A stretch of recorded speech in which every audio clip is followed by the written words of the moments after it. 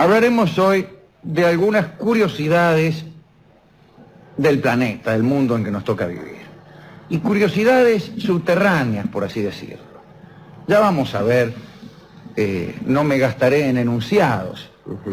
Como digo yo mientras trato de romper, y lo acabo de lograr, el pullover que traigo puesto.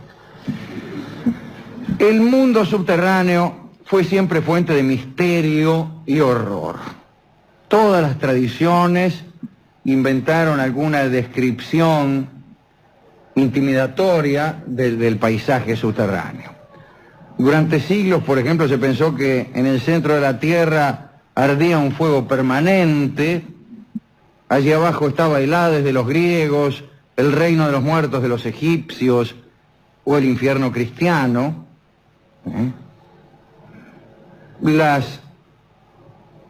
Las novelas, las crónicas, la fantasía, la literatura han registrado historias de humanos que se aventuraron por aquellos lugares, pero siempre fueron pocos, ¿no? En principio los mineros, pero más allá de estas personas, ahí lo tenía usted a Orfeo, que concurrió al infierno a rescatar a su novia. Después estaban también los espeleólogos, los exploradores de cavernas, ¿no? O si no, poetas como Dante, o niñas soñadoras como Alicia, o los personajes de Julio Verne, ¿se acuerda? En aquella novela de ardua lectura, Un viaje al centro de la Tierra. Ahí esa novela tampoco nadie deseó que fuera más extensa. Bueno, al fin y al cabo, muchos de los fenómenos que afectan de manera directa a la vida humana, sin ir más lejos, los terremotos, las erupciones de los volcanes, las fuentes de minerales, bueno, tienen origen en ese enigmático mundo inferior. Incluso el amigo Shakespeare se refirió a ese centro misterioso. Cito a Shakespeare: enigmáticos como tú son los nervios del subsuelo. Está bien, ¿eh? Todavía es mucho lo que se ignora sobre el interior de nuestro planeta, pero algo se sabe. Por empezar, la corteza terrestre sobre la cual vivimos es apenas una delgada cáscara de no más de 100 kilómetros de profundidad, que no es nada si se la compara con el radio terrestre, que mide unos 6.300 kilómetros. Recién debajo de esta fina corteza se extiende el manto, que llega hasta los 3.000 kilómetros de profundidad, que no es un lugar pacífico en absoluto. Las rocas fundidas fluyen lentamente, hay corrientes de roca más calientes que en su entorno van subiendo de las profundidades hacia la corteza. Es una porquería, ¿no? Debajo del manto y hasta el mismísimo centro de la Tierra se extiende el núcleo terrestre, que es una gigantesca esfera metálica con un tamaño parecido al del planeta Marte. Y el centro de la Tierra es un verdadero infierno. Permanece a 4.000 grados de temperatura, que es un poco menos que la superficie del Sol. O sea que está calentito el centro de la Tierra. Se me dirá, ¿y por qué hace tanto frío? ¿Qué sé yo? Contestaré yo. Y el hecho de que el interior de nuestro planeta es muy caliente ya se adivinaba desde la antigüedad, y es natural que se buscaran explicaciones. Durante la Edad Media se difundió especialmente entre los alquimistas la teoría según la cual el centro de la Tierra estaba ocupado por una enorme y terrible región de fuego, desde donde se desprendían nubes de vapor. Y la existencia de esta especie de infierno físico estaba demostrada por el vapor y la lava que salían de los volcanes, el Etna, el Vesubio, todos esos lugares. En 1575 el alquimista Gabriel Frascato, ¿qué tal Frascato?, sostenía que, puesto que la Tierra ocupaba el centro del universo, los rayos del Sol, la Luna, los planetas y todos los astros se concentraban allí. ¿Entiende? Toda la influencia, la fuerza de los cuerpos celestes, pues se concentraban en el centro de la Tierra, y eso daba origen al fuego interior. Decía Frascato. Ya un poco antes, en 1518, Aurelio Augurelli, también alquimista, había imaginado algo parecido. El tipo veía el centro de la Tierra como un lugar inmenso, inundado de horrendos vapores, activados por el Sol y por los planetas. Augurelli había sido aquel que sostenía que si el mar era de mercurio, se podía transformar en oro. Él decía que podía transformar el mercurio en oro. En una oportunidad le había enviado un informe con sus poderes al Papa León X, esperando una recompensa, y el Papa le envió una bolsa vacía con una nota que lo instaba a fabricarse su propia recompensa. Lo cierto es que la doctrina del fuego central estaba muy difundida. El propio Agrícola, Georgius Agrícola, ya hemos hablado de él, vivió alrededor en el siglo XVI, principio del siglo XVI. Se lo considera el padre de la mineralogía, con esa suerte de metáforas familiares que son tan desafortunadas, ¿no? Bueno, Agrícola decía que el fuego central se originaba en la combustión del carbón, el rozamiento entre los vapores y las estrechas paredes entre las cuales se movía. En realidad nadie era capaz de explicar esto de manera convincente. No se sabía por qué había un fuego central. Y la verdad es que no hay tal fuego central. ¿Para qué vamos a engañarnos? En el centro de la Tierra hay hierro a muy alta temperatura, hierro candente. Hubo quienes quisieron medir la temperatura, no ya del centro de la Tierra, sino del infierno mismo. Por ejemplo, todos conocemos a Eratóstenes de Cirene, que se la pasaban midiendo todo. Eratóstenes medía todo, lo cual no estaba de acuerdo con la época. Era una época donde las mediciones, que son un prurito moderno, no formaban parte de las costumbres del científico. Pero Eratóstenes medía. Él, por ejemplo, 230 años antes de la era cristiana, midió la circunferencia de la Tierra. ¿Y cómo hizo?, se preguntarán ustedes. Muy bien. El tipo había oído que en Siena, no Siena, la actual, sino un lugar del Egipto que estaba donde ahora está la represa de Asuán, que en Siena, durante el día del solsticio de verano, un palo puesto en el desierto no proyectaba sombra alguna. Por cierto, aquella ciudad está prácticamente pegada al trópico de Cáncer. Y ese mismo día, a la misma hora, digo, el día del solsticio, a mediodía, no proyectaba sombra alguna a mediodía, eso quise decir, no sé si dije a mediodía. Ese mismo día, a mediodía, él puso un palo igual en Alejandría. Y a mediodía había una sombrita que con la vertical formaba un ángulo de 7 grados. Entonces, Eratóstenes concluyó que aquellos 7 grados medían la distancia que había entre Siena y Alejandría, y que, sabiendo cuánto medían 7 grados, sencillo era saber cuánto medían 360, que es la circunferencia de la Tierra. De manera que lo primero que hizo fue calcular la distancia que había entre Siena y Alejandría, para lo cual utilizó unos camellos que iban a velocidad uniforme, y más o menos, ya fue más tedioso este cálculo y más pedestre, calculó que había 800 kilómetros entre Siena y Alejandría. Pues entonces multiplicó 800 por 360 y lo dividió por 7. Y con eso obtuvo la cantidad de kilómetros que tenía la Tierra de circunferencia. Ahora bien, le salió que la Tierra tenía unos 40.000 kilómetros de circunferencia. Es prácticamente correcto eso, tiene un poco menos en realidad. Es prácticamente correcto. Pero Eratóstenes medía todo. Usted sabe que él también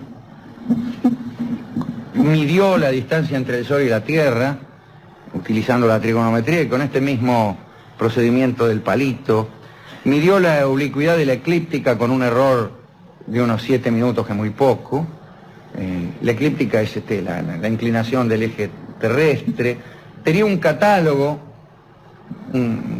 de 675 estrellas fijas. Era un tipo interesantísimo, el amigo Eratóstenes. Pero bueno, medía. Digo, ¿quién midió la temperatura del infierno y cómo? No fue Eratóstenes, pero fue tan apasionante como los procedimientos de Eratóstenes, la medición de la temperatura del infierno. Bastaba con ir al Apocalipsis, donde decía: pero a los temerosos incrédulos, a los hechiceros y a los idólatras, su parte será en el lago ardiendo con fuego y azufre. Entonces el arzobispo James Asher, que era el mismo que calculó el día de la creación del mundo, en el año 4004, fue a las 4 de la tarde, un día, creo que de agosto. El arzobispo Asher calculó, o mejor dicho, recordó que la temperatura de evaporación del azufre es 444.6 grados centígrados. De manera que para que exista un lago de azufre líquido sin evaporarse, la temperatura del infierno debe ser menor de 444 grados. Esto tiene importancia. ¿Para qué? Se preguntará usted, Rolón. ¿Para qué? Para saber si uno va a pecar o no. O si uno va a mentir o no, o si uno va a ser incrédulo o hechicero o idólatra. Entonces ya sabe que el lago de azufre es caliente, pero no tan caliente, porque si no dejaría de ser lago. El azufre se evaporaría. Es ahí los problemas que tienen los funcionarios del infierno.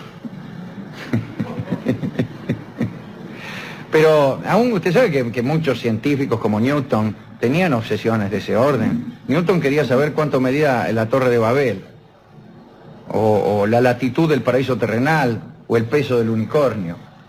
Se mezcló el nuevo espíritu de medida, no, espíritu de medida es otra cosa. La moderna intención de medirlo todo con algunas antiguas supersticiones. Impresionante. Digamos algo acerca, ya que estamos hablando del mundo subterráneo, de los movimientos de los continentes. Como todos sabemos, los continentes se mueven, pero se mueven poco, ¿no? Porque si no se caería todo. En uno de los cantos rituales de los aqueos, la Ilíada compara a la aurora con una diosa de rosados dedos, y compara a los continentes, de los cuales Homero tenía muy poca idea, con dioses migratorios y errantes. Errantes. En el Islam también, las 1001 noches, se califica a los continentes como efrits, genios vagabundos, que se deslizan alrededor de la Meca.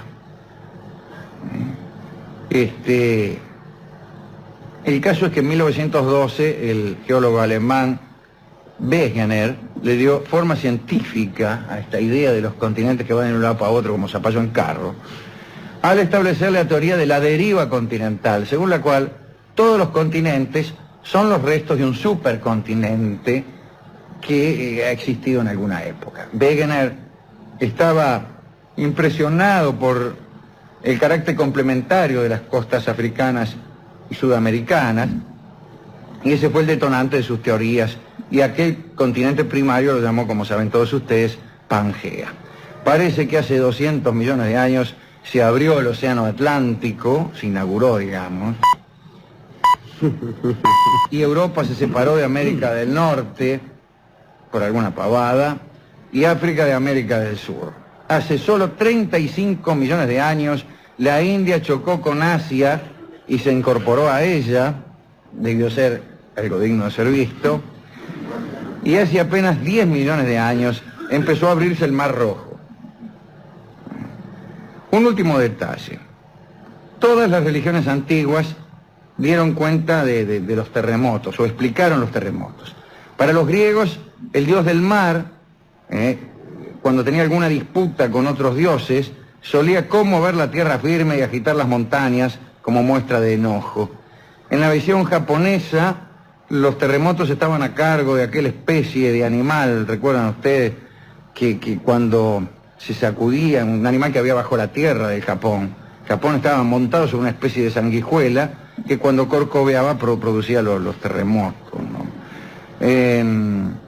En el norte de nuestro continente sudamericano existió alguna vez un tal Chipchacum que llevaba la tierra sobre sus hombros. Cada vez que Chipchacum se cansaba de su postura y pasaba la tierra de un hombro a otro, tenía lugar un terremoto. Son explicaciones razonables y muy persuasivas. La explicación moderna de los terremotos es diferente. Hablan de placas tectónicas, de zonas sísmicas y otras cosas que son absolutamente imposibles de creer.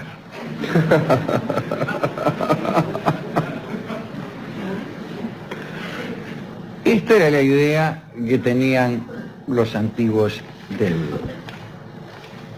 lo que había debajo. Hay todavía algunos otros datos. Recuerdo a nuestro amigo, el padre Athanasius Kircher, que creía que bajo la tierra había un sistema de cavernas por donde las corrientes de agua se comunicaban. Todo había como un sistema de ríos subterráneos que comunicaban los mares, los ríos y los océanos a través de un laberinto de cavernas donde no escaseaban también ciertos animales fantásticos. Para el padre Kircher, lo científico tenía necesariamente que tocarse con lo fantástico. No podía concebir Kircher ninguna explicación científica donde no hubiera algún dato misterioso, mágico y sobrenatural. ¿A quién dedicar esta pequeña charla sobre lo que hay abajo? Bueno,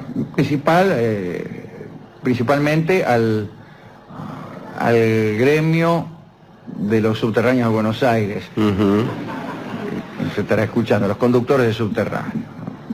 Después a Eratóstenes, que fue matemático, que fue geógrafo, que fue astrónomo y que fue poeta también, y que fue director de la Biblioteca de Alejandría, de la famosa y 2 veces quemada Biblioteca de Alejandría, ¿no? Cirenaico, tan admirado a Eratóstenes. A este bibliotecario también le dedicamos esta recorrida por el mundo inferior, desde luego también a los que han andado por ahí. A los mineros. ¿A quién? A los mineros. A los mineros, sí, que andan por ahí cerca y cada tanto se encuentran con algún rastro de otros visitantes anteriores, como el ya citado Orfeo, y también Heracles, y también Teseo, y Piritó, el amigo de Teseo, y todas esas gentes que anduvieron de paseo por aquellas regiones.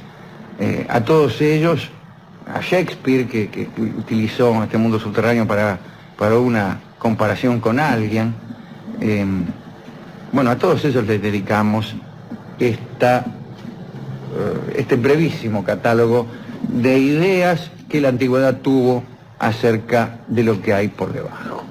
¿Y con qué vamos a ilustrar esta charla sobre el centro de la Tierra y sus aledaños? Bueno, tenemos una zambita de Don Atahualpa que se llama Tierra Querida y que sirve como homenaje a esta cantidad de personas que son el objeto de nuestra dedicatoria.